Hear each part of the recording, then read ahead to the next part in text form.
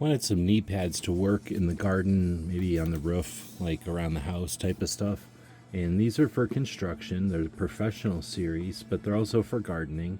And I like a lot of the features on this. So let's go ahead and open them up. These are from No Cry.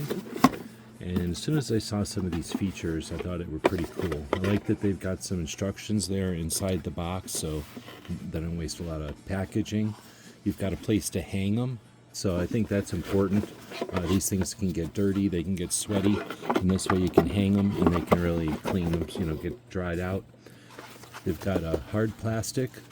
They've got a elastic with this kind of a attachment point here that's really comfortable.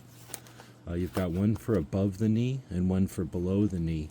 I'll typically wear the one below the knee off, and this way this will hold it on my leg, and just the tension will hold it on my knee. And then if I'm going to be using it a lot, or using them a lot, I'll attach the other. These also have a bit of a lip here, so they've got, instead of just being a flat pad, they've got a little bit of help there so that they're more comfortable. I really like the materials that they're made with. I like the construction, and I'm looking forward to using these. I hope this helps.